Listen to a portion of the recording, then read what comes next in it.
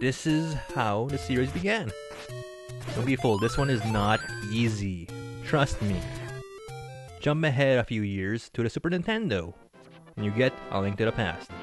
A lot more people know this one. With a new console, there has to be a new Zelda game.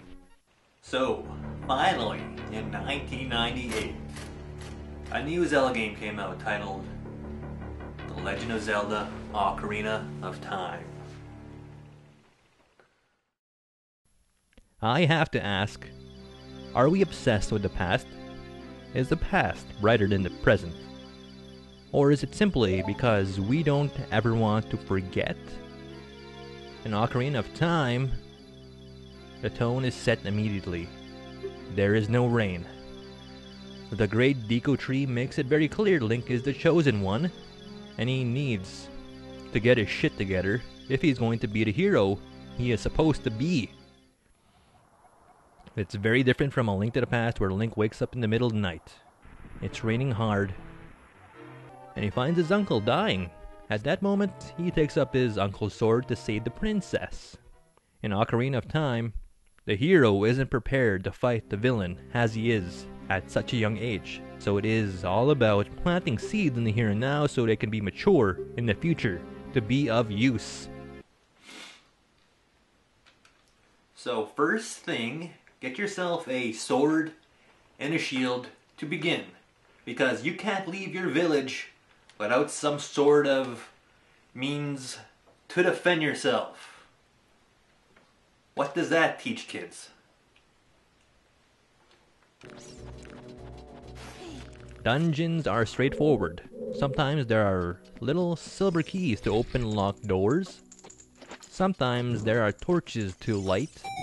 Sometimes there are big eyeballs on the wall you need to strike with a slingshot or arrow. General routine is find the compass, find a dungeon map, find a special item inside, find the boss key, and defeat the boss. That's how Zelda goes. The Great Deku Tree dungeon boss is this guy. Yeah.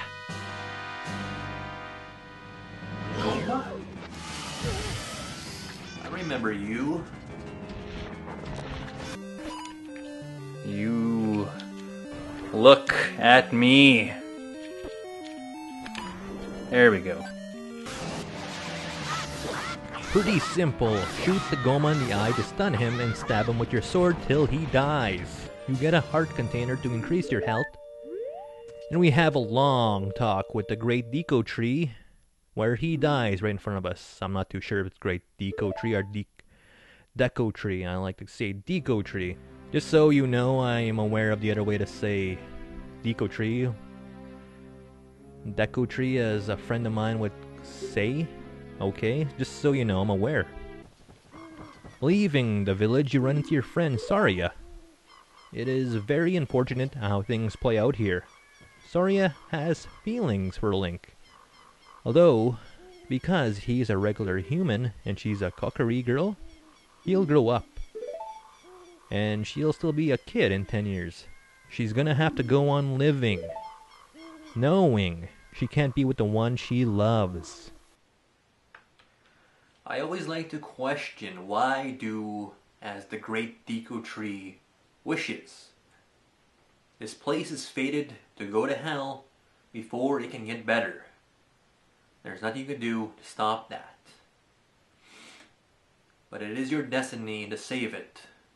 You have choice. You always have choice. You can choose a different path. But then I think this path that you are fated to walk is very tangible. More tangible than anything else. So why fight fate? If you have the power to make a difference in the here and now, don't waste it. Otherwise, you just wander through life, unfulfilled and lost.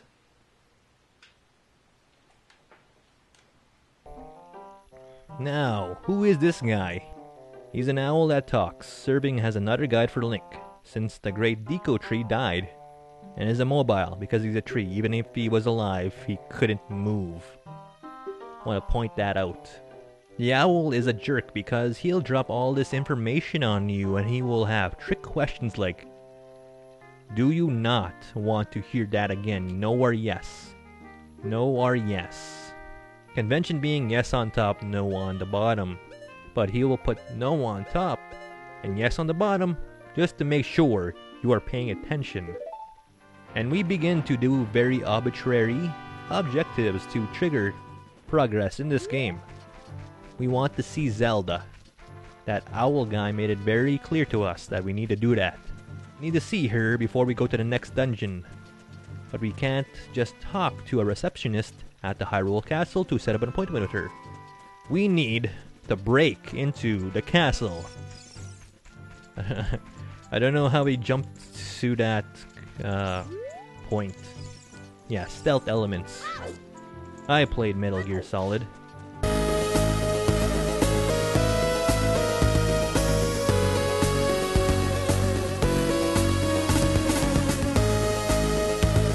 But make sure you talk to Milan before you start to break into the castle, and she will give you an egg that only hatches the next morning to wake up her dad that's blocking your way, because you can't just grab him and drag him out of the way. Maybe push him into the water or he drowns to death. Wouldn't that be something? Good, he's gone. Talk to Zelda, get a letter, learn Zelda's lullaby, because it's another way to prove you are sent by the royal family. But before you head to Death Mountain, you need to go back to Kokiri Village to talk to Soria again to learn the Lost Woods song. Give the letter to the guard to get into Death Mountain. Play Zelda's lullaby to open the doors to the Goron King's room, and play the Lost Woods song so you can be homies with the Goron King. Then he will give you a Goron bracelet to pick up the bomb plants to get into the dungeon. We get a bomb bag from the dungeon and fight the dungeon boss. It's the Dongo. The Dongo. I remember you. I remember you. Very well. Ahaha. I loved bombing the Dongos. Now, is any of that good?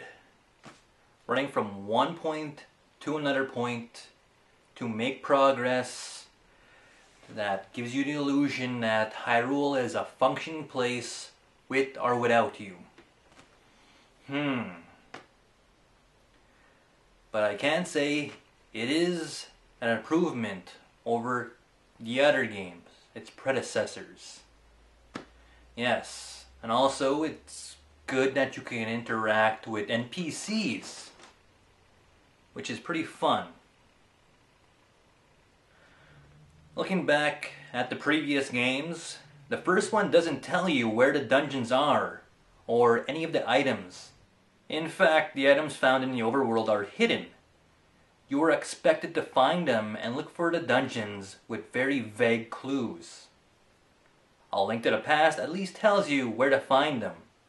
But it's up to you to unearth the chain of events you need to trigger the doors of each dungeon to be revealed to you. And in doing so, you change the landscape in a very drastic way, which is pretty damn cool. So what makes Zelda, Zelda? In my personal opinion, it's the grind from one dungeon to the next. Everything clicks. Everything is in your grasp. You know precisely where each invaluable item, key, and trick. It's the gradual progress that keeps you playing because it's so nicely tied together. And before you know it, you are at the doorstep to the ultimate dungeon where it all comes together and you need to use every item and trick at your disposal.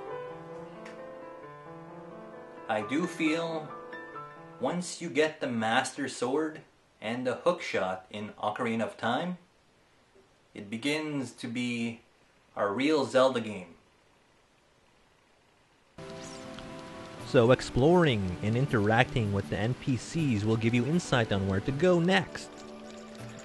Yeah, that's usually how things go.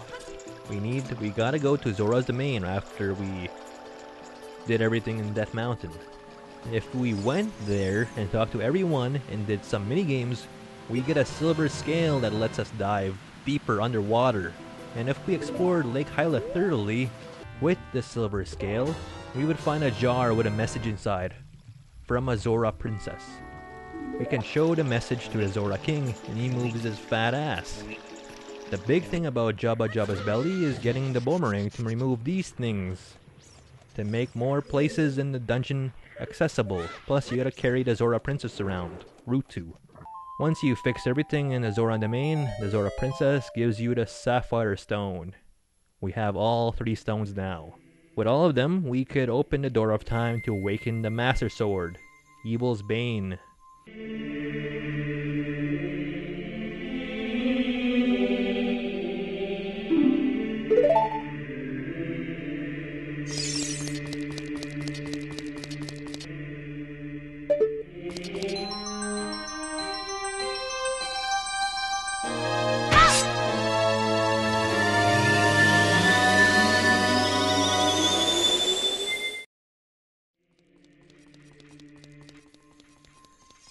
Okay, 7 years in the future, everything is turned to shit.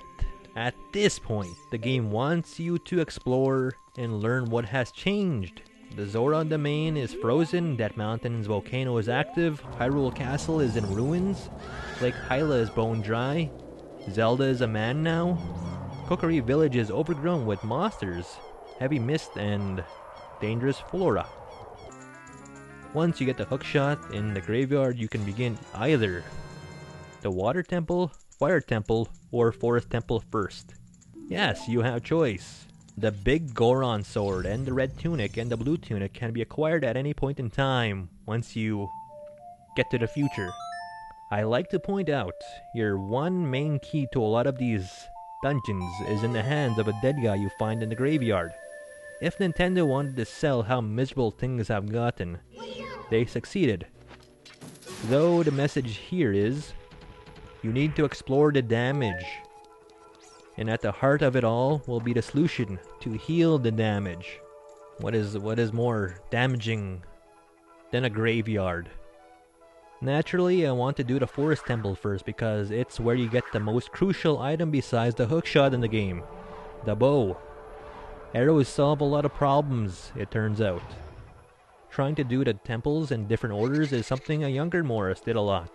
The Forest Temple is a lot of fun because it's the one that plays on the confusing nature of dungeons, twisting hallways, poes to hunt down, and bizarre music that goes with everything. And you fight Phantom Ganon, which gives you some foresight on how to fight the real Ganon. The Fire Temple is more straightforward. Get the Red Tunic so you can survive in the volcano, free all the Gorons along the way, get the Megaton Hammer. Look out for sentient boulders rolling around that have a set path. You can't stop at a dime. And defeat Bulbagia. He is pretty tough. Or is that a she? I don't know. The Water Temple always gives me a hard time. There's always something I miss. With the Blue Tunic, you can breathe underwater. Menu toggling to equip and unequip the iron boots gets annoying unless you're doing a speed run and you want to menu toggle like a boss and get through it really quick. Getting the long shot is so nice to have. And Dark Link. I remember you. He can be tough. I know the Megaton Hammer and the Deku Nuts work.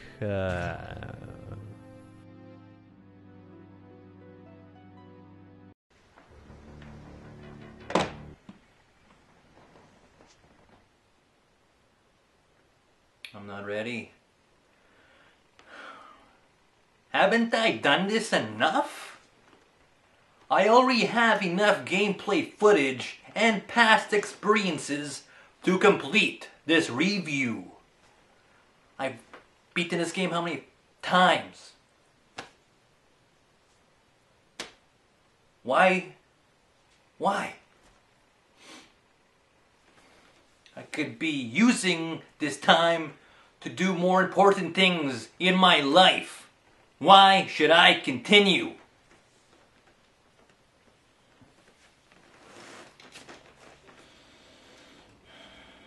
Because your younger self would never leave a game unfinished. John? What are you doing here?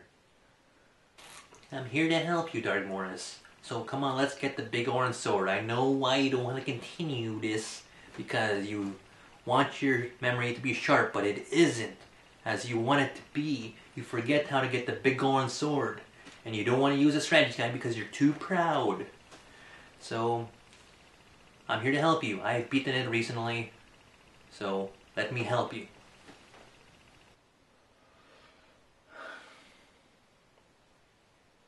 Okay, John. I'll accept your help.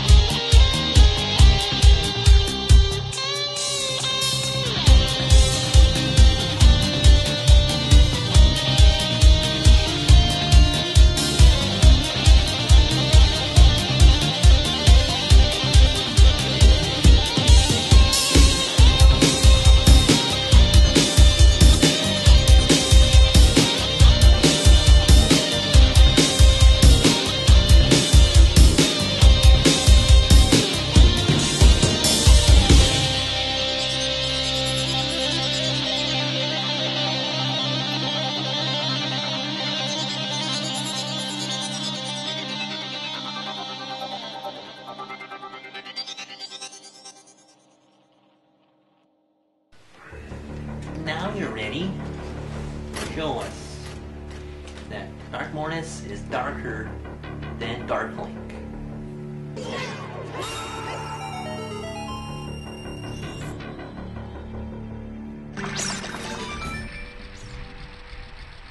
Oh, come on! Missing one damn key. Son of a... Remember where you got the long shot? Behind that chest is a block of stone. You could move with the Song of Time. John, why didn't you say something when we were there, huh?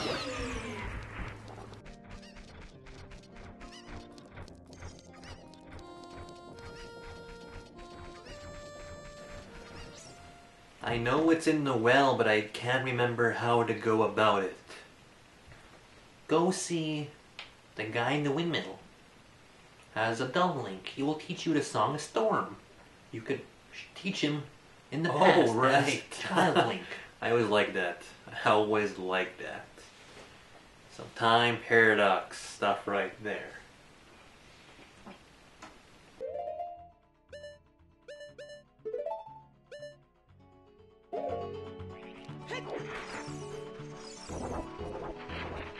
Mortis, you've been wandering around the Spirit Temple for an hour now. Go back to the Temple of Time, because you'll know the song or the Spirit Temple. You can work there as Child Link. Is that what they want us to do? Yes! That's dumb. No! You're dumb.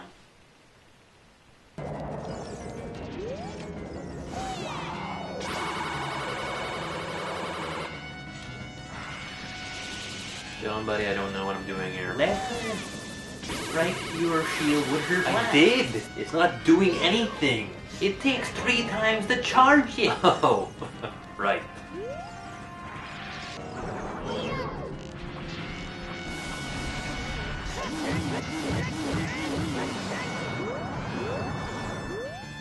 Mortis, would you please use your hover boots when you fight Bongo Bongo again? I'm sick and tired of seeing you fight him over and over again. Fine.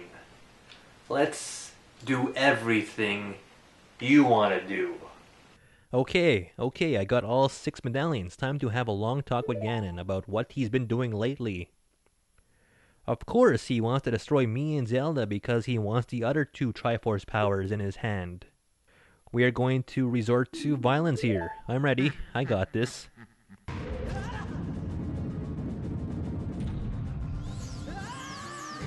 Dark Morris, use your hover boots. I know you hate them, but you should use them. But it feels forced, polite John. Something I want to say, who builds a castle like this? Just one big dungeon onto itself? Where are the creature comforts? What about food, laundry, a shower, a rec room, a closet with cleaning supplies? Are we just led to believe Ganon has been practicing the organ all the time we were running around, getting all the medallions? I like how his castle collapses into a flat pancake, which means something. One last bout with true Ganon.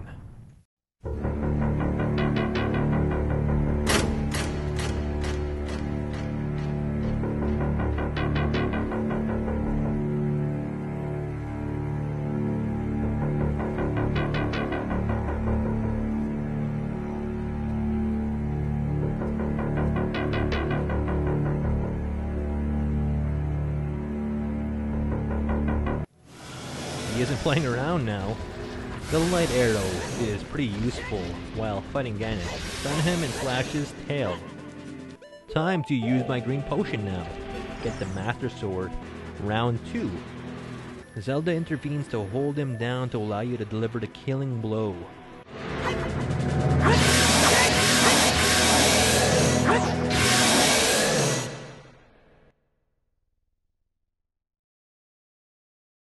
Criticisms? The whole acquiring items that serve as keys to progress is very flawed in a way. Say you get all the items, heart pieces, bottles and stuff. That means there is nothing left to do in the game but crucial path. At the time, I wanted there to be more in the game. A Link to the Past has 8 dungeons in Dark World. Ocarina of Time only has 5 dungeons in the future as Adult Link. You can't upgrade the Master Sword like you could in A Link to the Past or make certain items stronger. You could only increase the volume of arrows, rupees, and bombs you can carry. It is a very straightforward game with little reason to stray off the course. It is too formulaic. Too few crucial items are found out in the world outside of dungeons. You want to stray off course and see what secrets and niches you could find, but no! What you may find is more rupees and hidden chests. And rupees don't even matter. all that much in this game, but all of that is forgivable with such a great overall experience. This game weaves so nicely.